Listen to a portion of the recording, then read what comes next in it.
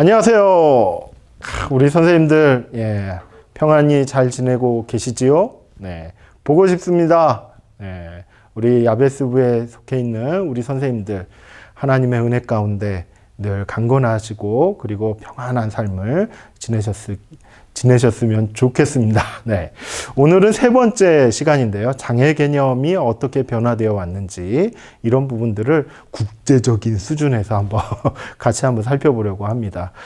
지난 시간까지는 이제 성경 말씀을 통해서 그 안에서 어떠한 장애에 대한 태도라든지 개념이라든지 이런 부분들을 우리가 함께 좀 살펴보았고요. 오늘은 보다 우리가 좀 더 장애를 어떤 눈으로 바라봐야 될지, 그리고 어떤 생각을 가지고 이 장애를 생각해 봐야 될지, 이미 우리 이전에 장애에 대해서 많은 것을 생각해 온 전문가들이 많이 있다라는 것이죠. 그런 전문가들의 이야기들을 한번 우리가 살펴보면서, 그리고 국제적으로는 어떤 흐름 가운데 이 장애를 이해를 하고 있는지 이런 부분들을 우리가 한번 좀 생각을 해보면 좋을 것 같습니다. 그래서 우리도 실질적으로 우리가 섬기고 있는 그런 여러 장애를 경험하고 계시는 분들, 우리 성도님들을 향해서 우리가 어떤 눈으로 바라보는 것이 좋을지 이런 것들을 한번 살펴보겠습니다. 제가 이제 강의에 앞서서 결론적으로 먼저 좀 말씀을 드리고 싶은 것은 무엇이냐면요. 장애 개념이 변화되는 그 과정을 좀 살펴보면은 이게 말씀대로 가고 있구나. 예수님이 생각하셨던 그런 장애에 대한 개념대로 우리가 지금 흘러가고 있구나라는 것을 얼핏 좀 생각해 볼 수가 있습니다. 구약에서 생각했던 장애, 그리고 신약에서 생각했던 장애, 이와 같은 부분들이 다소 차이가 있거든요. 이런 부분은 이제 나중에 추후에 좀 더 설명을 드리겠지만은, 실제로 우리의 이 세상 가운데서, 사회 가운데서 장애 개념이 흘러오는 그런 방향을 보면은 예수님의 생각을 조금씩 닮아가고 있다라는 것을 좀 느낄 수가 있습니다. 자, 그 부분을 우리가 한번 좀 살펴보도록 하겠습니다. 자, 먼저 장애라는 것이 무엇인가 라고 했을 때 여러 가지 측면에서 좀 바라볼 수가 있는데요. 먼저 사전에서는 무엇을 보는가? 즉, 사회복지 용어사전 이라고 이제 얘기할 수 있는데요. 거기에서는 장애를 무엇이라고 이야기하는가라고 했을 때, 다른 사람들이 보통 행하는 기능에 대해 개인의 능력을 방해하거나 그 다음에 제한하는 신체적 또는 정신적인 손상을 장애다라고 이렇게 얘기를 합니다.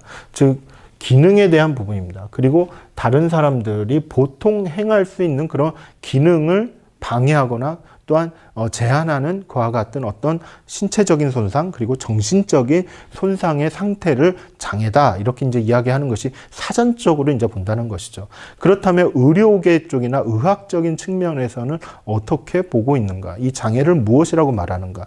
특별히 UN 총회에서 나왔던 이야기인데요. 이러한 부분들을 좀 한번 보시면은, 장애인이라는 것은 무엇이냐, 누구냐라고 했을 때 선천적이든 아니든 신체적 또는 정신적 능력의 결함이다 라고 이렇게 보고 있습니다. 즉, 능력의 결함 상태를 바로 장애다라고 얘기를 하는데요. 이러한 결함으로 인해서 어떤 부분들까지로 나가게 되냐면은, 일상의 개인 또는 사회생활에 필요한 것을 확보하는데 스스로는 완전히 혹은 부분적으로 행할 수 없는 사람. 즉, 개인 생활, 개인적으로 필요한 것들, 그 다음에 사회생활에 필요한 것들을 이제 확보를 해야 되잖아요. 뭐, 차를 구입을 해야 되고, 또는 이동을 해야 되고, 뭔가를 좀 먹어야 되고, 그리고 누군가를 만나야 되고, 일을 좀 해야 되고, 뭔가 이렇게, 여러 가지를 해야 되는 것이 이제 일상의 그런 삶이라는 거예요. 그런데 그러한 삶을 신체적 또는 정신적인 능력이 부족해서 할 수 없는 사람을 장애인이라고 이렇게 보는 것입니다.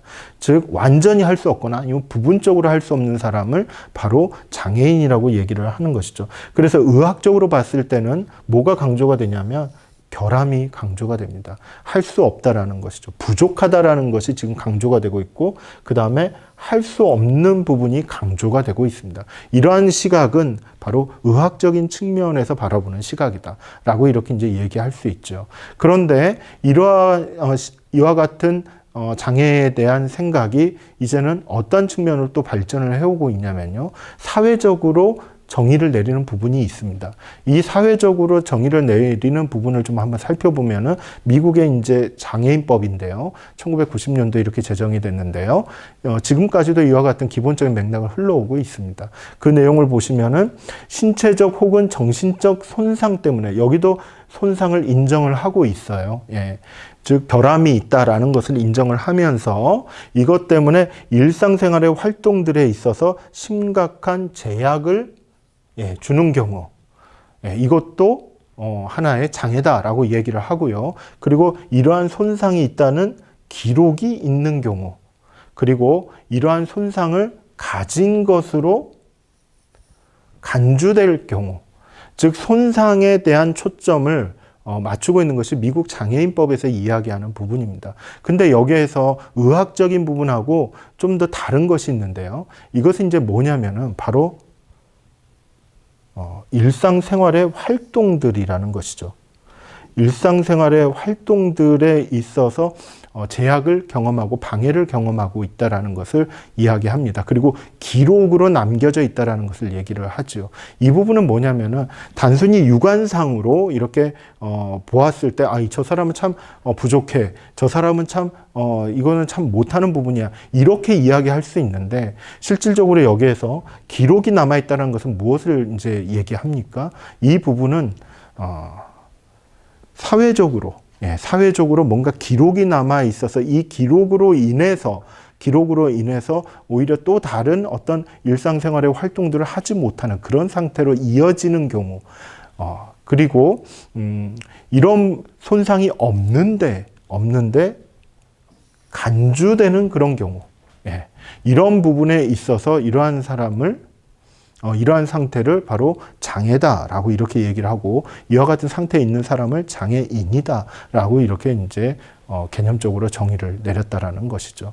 그래서 장애를 바라보는 그런 시각이 의학적인 측면도 있고 사회적인 측면도 있다라는 거, 이런 부분들을 우리가 좀 구분을 할 필요가 있다라고 말씀드릴 수 있습니다. 자, 그리고 또 한 가지, 또 하나의 그런 부분은 뭐냐면 법률상으로 장애를 어떻게 생각하는가라고 했을 때, 법률상으로 특별히 우리나라의 이제 장애인복지법이죠. 여기서 봤을 때는 신체적 그리고 정신적 장애로 오랫동안 일상생활이나 그리고 사회생활에 상당한 제약을 받는 자를 장애인, 이렇게 이제 보는 것입니다.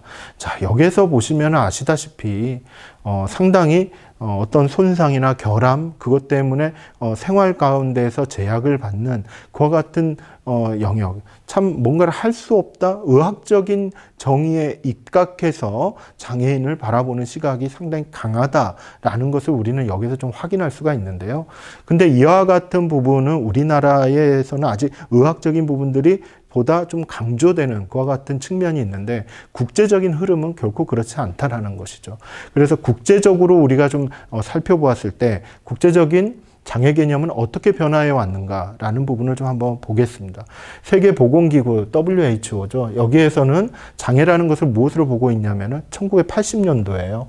80년에는 장애는 의학적 손상의 직접적인 결과다라고 이렇게 얘기를 하고요. 그리고 이러한 같은 손상된 능력이 장애를 구성하고 있다라고 얘기를 합니다.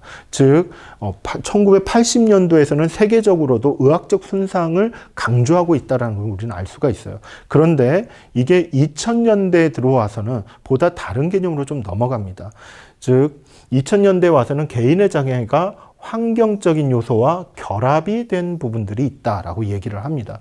즉 개인이 가지고 있는 어떤 의학적인 결함의 상태가 개인을 둘러싸고 있는, 그 장애인을 둘러싸고 있는 환경적인 요소와 결합이 되어서, 즉 환경적인 요소라는 것 때문에 사회생활의 참여에 영향을 미치는 그와 같은 부분에 관심을 두기 시작했다라는 거예요. 그래서 이와 같은 이제 시각을 좀 우리가 살펴본다면은 무엇을 얘기하냐면 바로 의학적인 손상이 있어요.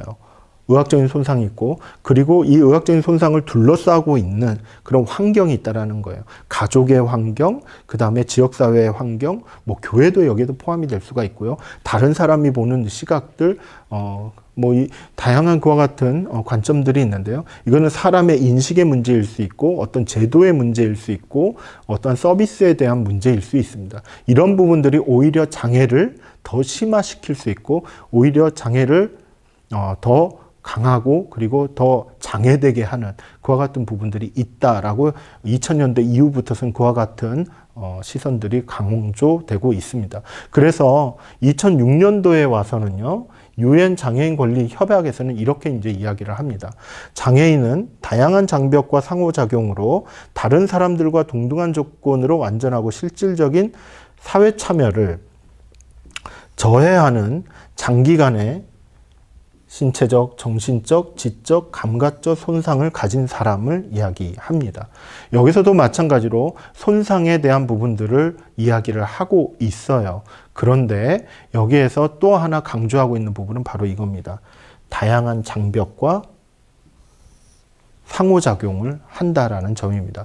즉 신체적으로 그리고 정신적으로 지적으로 감각적으로 이렇게 손상을 입고 있지만 이런 부분들이 사회 환경 가운데서 다양한 장벽을 경험하게 됐다는 거예요. 즉 손상을 가지고 있지만 부분적으로는 할 수 있는 사람이 오히려 환경상의 그런 장벽으로 인해서 그 부분적으로라도 할 수 있는 부분 할 수 있는 영역까지도 못하게 되는 그와 같은 결과를 낳고 있다는 것이죠. 그래서 다양한 장벽과의 그런 상호작용을 주목하고 있다는 점이 우리는 여기서 주지해야 된다라는 것이지요. 그래서 장애라는 부분들이 보다 이렇게 변화를 경험하고 있는 것이 개인의 문제냐 아니면 환경의 문제냐 이런 부분들을 놓고 아직까지도 이렇게 계속 갑론을박하는 그와 같은 요소가 많다. 그와 같은 상황들이 많다. 그리고 점차적으로 최근에 와서는 이런 환경적인 요소에 대한 부분, 환경적인 영향, 환경적인 장벽에 대한 부분을 보다 많이 강조하고 있는 흐름으로 가고 있다라는 것을 여러분이 좀 알고 계시면 좋겠다 생각이 듭니다. 자, 그렇다면은 한 가지 이제 우리가 장애에 대해서 우리가 그 개념적으로 좀 생각을 해볼 때 이 표기 방식을 따져볼 수밖에 없어요. 이 표기 방식은 뭐냐면 장애를 어떻게 말할 것이냐라는 것인데 처음에 우리나라 같은 경우는 1981년도에서는 장애자라고 이야기를 합니다. 지금도 장애자라고 이렇게 표현하시는 우리 이제 교회 성도님들도 많이 있는데요. 이 장애자라는 표현은 공식적인 표현은 아닙니다. 81년도에는 이게 공식적이었는데 89년도에는 장애인으로 바뀌었어요.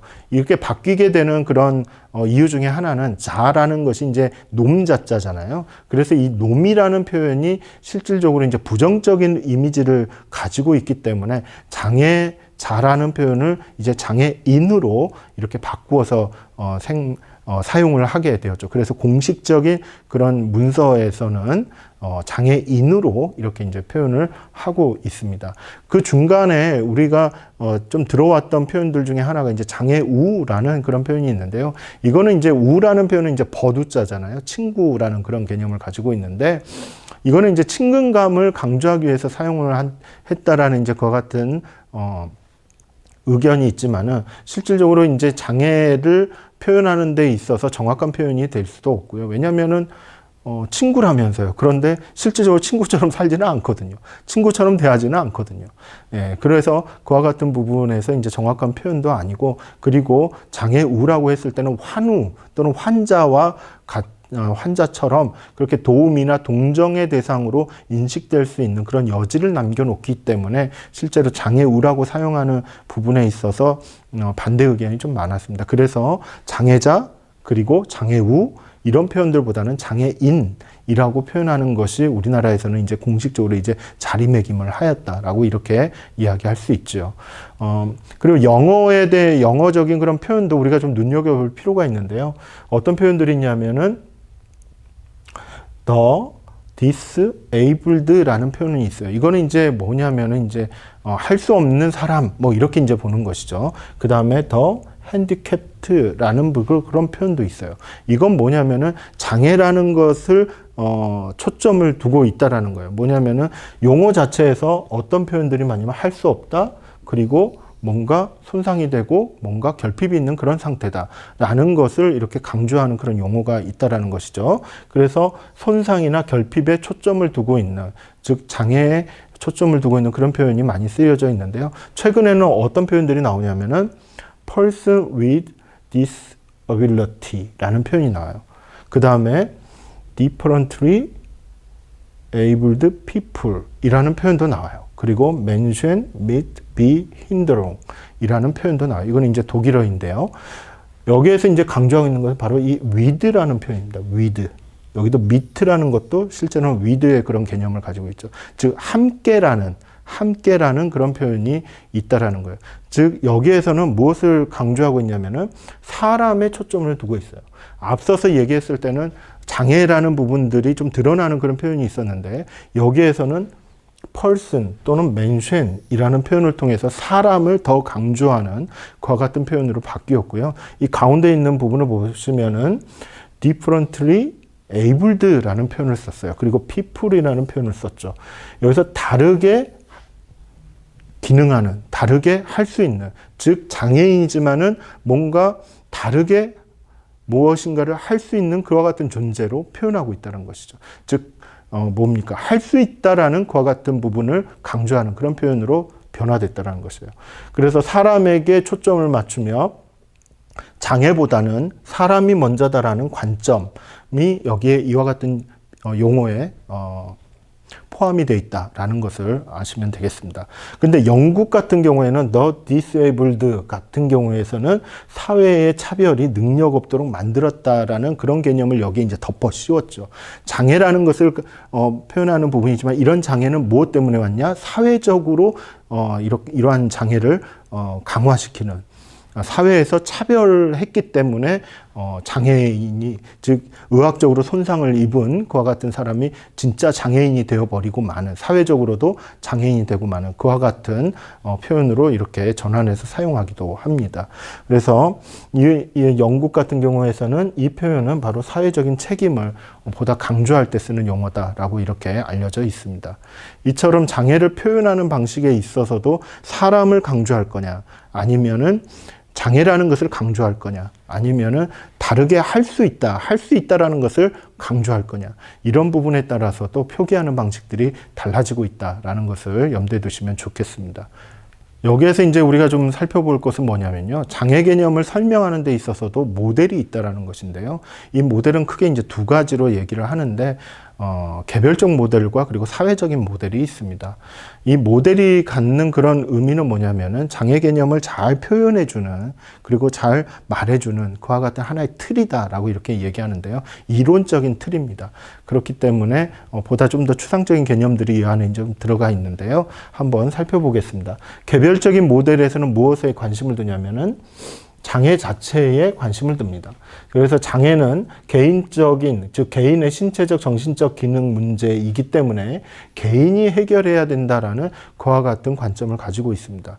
그리고 사회적으로는 이 장애에 대한 어떤 이미지를 가지고 있냐면은 장애인은 슬프고 비극적이다라는 그와 같은 관점을 가지고 있고, 그리고 장애인이 초인적인 영웅들로 표현되는 그런 방식으로 장애인의 그런 어떤 성공을 이야기합니다. 헬렌 켈러라든지, 여러분 혹시 루즈벨트 대통령 아시나요? 그분은 미국에서 유일무이하게 4번을 대통령을 이렇게 했던 분이시죠. 그리고 혁혁한 그런 공로를 이렇게 자랑하고 있습니다. 근데 말년에 치매를 경험하시게 됐고, 한쪽 다리가 이렇게 소아마비로 평생을 살아오셨던 그와 같은 분이시죠. 그런데 이렇게 장애를 가지고 있지만은 뭔가 사회적인 그런 장벽을 뛰어넘어서 성공한 그런 인물들로 표현이 되는 것. 이것 또한 개별적인 모델의 하나의 유형이다. 이렇게 이제 알려져 있습니다. 이렇게 많이 힘든 상황 속에서도 성공할 수 있구나라고 이렇게 이제 보여지는 것. 이러한 것을 강조한다라는 것이죠. 그래서 장애의 문제를 해결하는 것은 어떤 측면에서 해결해 갈 수 있느냐라고 했을 때 개별적으로 치료를 해야 된다라고 보고 있습니다. 그리고 전문가가 도와줘야 되는 부분이 있고요. 그리고 훈련이나 또는 통제, 즉 이런 것을 열심히 해봐. 그러면 더 잘 될 거야. 이것은 하지 마. 라고 이렇게 통제하는 그와 같은 방식으로 해서 장애에 대한 그런 문제들을 해결해 갈 수 있다라고 이렇게 보는 관점이죠. 그게 바로 개별적인 모델에서 나오는 하나의 접근법들이다라고 이렇게 보시면 됩니다. 그리고 장애로 인해서 실질적으로 개인도 어렵지만 주변 사람도 어려울 수 있다라는 것인데, 이것을 해결해가는 방식에 있어서는 스스로의 그런 능력으로 한다기보다는 누군가가 도와줘야 되지만 이 장애 문제를 해결해 갈 수 있다라는 그런 관점을 이야기합니다. 그렇기 때문에 이 개별적 모델에서는 장애인을 보다 이렇게 좀 더 나은 삶을 살 수 있도록 도와주려면은 누가 필요하냐? 바로 전문가가 필요한데, 전문가가 하라는 대로 하는 것이 필요하다라는 거예요. 전문가가 하라는 대로 따라서 하면 좀 더 나아질 수 있다라고 얘기를 합니다. 즉, 장애인이 가지고 있는, 당사자가 가지고 있는 생각이나 어떤 능력이나 이런 부분들은 잘 고려되지 않는 이런 부분이 있고요. 또 하나는 뭐냐면 장애인을 둘러싸고 있는 어떤 사회적인, 또한 가정의, 또한 어떤 직업상의 이와 같은 형편들, 어떤 환경적인 부분들, 이제 그리고 사회 가운데서 받고 있는, 가정 안에서 받고 있는, 또한 여러 가지 그런 지역사회 안에서 받고 있는 그런 차별의 모습들, 이런 것들에 대해서는 잘 생각을 하지 않는 그런 모델이다라고 이렇게 알려져서 한편으로는 좀 아쉬움이 있는 그런 하나의 장애 개념을 담고 있다. 이렇게 이제 말씀드릴 수 있습니다. 자, 그렇다면은 한쪽 측면에서 이제 어떤 모델이 있냐면 바로 사회적인 모델이 있죠. 이 사회적인 모델에 있어서는 이제 어디에 초점을 두냐면요. 장애라는 것이 의학적인 손상에 의해서 이렇게 이제 좀 나타나는 그 같은 하나의 기능의 어떤 무능력함 이런 부분들은 좀 강조하는 측면은 이제 개별적인 모델인데, 그런데 그러한 의학적인 손상으로 인해서 실제로 할 수 없음이 드러난 것은 의학적인 손상이라기보다는 사회적인 환경이 그것을 뒷받침해 주지 못한다라는 거예요. 예를 들자면 할 수 없는 영역이 있어요. 예, 혼자 힘으로 할 수가 없어요. 그런데 옆에서 누군가가 좀 더 도와주면은, 뭔가 형편이나 환경이 좀 더 갖춰주면, 뭔가 장비가 좀 더 제공이 된다거나 어떤 이동할 수 있다거나 교육을 받을 수 있다거나 이와 같은 어떤 부분들이 좀 더 채워지면 이 사람은 할 수 있는데, 그런데 이런 것들이 잘 갖추어지지 않음으로 있어서 아예 할 수가 없구나라고 이렇게 인정되는 상태, 이런 부분에 좀 더 초점을 둔다라는 것이죠. 그래서 사회적인 환경을 강조하고 지켜보는 그와 같은 관점, 이것은 이제 사회적인 모델이다라고 이야기를 합니다. 그래서 장애를 무엇으로 이해를 하냐면은 변칙적인 이형이다. 즉 차이가 있는, 또는 뭔가 뭐랄까요, 보기 싫은 상태, 정상에서 벗어난 그와 같은 어떠한 형태가 아니라 장애를 차이로 인식한다는 거예요. 여기서 이제 차이라는 건 뭐냐면은 동일선상에서 났을 때 동일한 그런 가치를 부여할 수 있는데, 이러한 동일한 가치 가운데서도 약간 다른 가치를 부여할 수 있는 이런 형태를 얘기합니다. 이러한 동일한 선상에서 좀 못하다라는 그런 모습이 아니라, 이 동일한 선상에서 이 사람은 A라는 가치를 가지고 있고 이 사람은 B라는 가치를 가지고 있는, 똑같이 대우를 하는 이와 같은 가치를, 뭔가 다른 가치들을 이렇게 인정하는 그런 형태, 그것을 사회적 모델에서는 장애에 대한 시각으로 이렇게 반영을 하고 있다는 것이죠. 그리고 장애인을 원조의 대상이 아니라 하나의 주체로 보고 있습니다. 그 부분은 뭐냐면은 장애인이 가지고 있는 생각과 의견, 이런 부분들을 인정하고 존중하고 그것을 충분히 살려가려고 한다라는 것이죠. 그걸 충분히 반영하고 그리고 충분히 이렇게 실현할 수 있도록 지원을 한다라는 그런 취지에서의 장애를 바라본다라는 것이죠. 그래서 장애는 개인적인 문제가 아니라 사회적인 문제다라고 이야기를 합니다. 그리고 차별적인 구조를 타파하기 위해서 권리라든지, 그리고 자기 결정에 의한 선택이라든지, 개인이 아닌 집합적인 노력을 필요로 한다든지, 사회적인 행동을 통해서 장애 문제를 해결해 가려고 하는 그와 같은 노력들을 한다라는 것이죠. 이러한 측면에서 장애 문제를 해결해 가는 것은 개인을 바꾸기보다는 사회를 바꾸어야 된다, 환경을 바꿔야 된다라는 그와 같은 부분을 이야기하고 있습니다.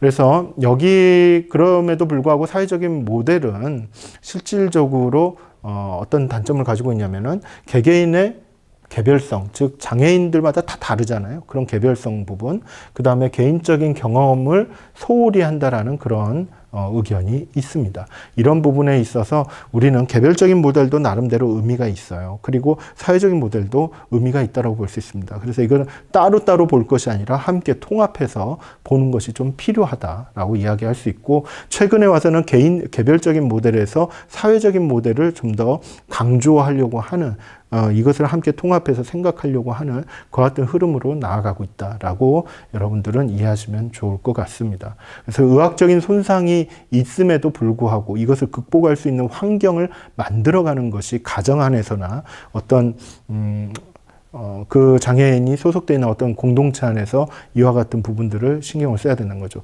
우리도 이제 교회이잖아요. 그래서 교회 안에서도 장애인들의 그런 신앙생활들이 원활하게 이렇게 이제 진행될 수 있도록 환경적인 요소들을 우리가 한번 같이 생각해 보는 것이 매우 필요하다. 이렇게 이제 얘기할 수 있겠습니다. 자, 지금까지 장애 개념이 변화되었던 것, 거기에 대해서 우리는 장애인 사역에 대해서 어떻게 생각해야 될지 이런 부분들을 한번 살펴보았습니다. 자, 오늘까지 해서 우리 야베스부에 속해 있는 모든 선생님들, 농인부, 사랑부, 신로안부, 우리 선생님들이 함께 나누는 그런 주제들을 함께 나누었는데요. 이 장애인 선교에 대한 내용들을 전반적으로 같이 살펴보았는데요. 이후 시간에서는 이제 부서별로 그러한 나누어져서 함께 관련된 주제들을 함께 이렇게 나누어 보도록 하겠습니다. 부서별 교육자님들의 그런 강의를 잘 시청해 주시고 그 안에서도 함께 협력하는 귀한 모습이 있었으면 좋겠습니다. 함께 기도하겠습니다. 사랑의 하나님, 감사드립니다. 우리 야베스부에 속해 있는 우리 선생님들 한 분 한 분을 사랑해 주시고 코로나 가운데서도 지키시고 보호하시며 또한 일상의 삶을 살아갈 수 있도록 인도하시니 감사를 드립니다. 또한 우리 장애인 성도님들도 한 분 한 분 하나님께서 지켜주시고 보호해 주셔서 참으로 더 어려울 수 있는 그런 상황 속에서도 오히려 낙담하지 아니하고 믿음의 삶을 살아가는 그와 같은 모습을 견지하게 하시니 감사드립니다. 참으로 저희들이 예수님이 어떻게 장애인을 바라보시고 장애를 생각하셨는지를 함께 알아보았고, 그리고 앞으로의 그런 장애에 대한 개념들이 어떻게 변화되어 왔고, 그리고 앞으로 나아가야 될지에 대해서도 폭넓게 살펴보았습니다. 우리의 사역 가운데 하나님 함께하여 주시고 온전히 하나님의 뜻을 이루는, 하나님의 나라를 이루는 귀한 시간들로 우리의 앞날을 채워주시기를 간절히 소망합니다. 이 모든 말씀 예수님의 이름으로 기도드립니다. 아멘. 감사합니다. 수고하셨습니다.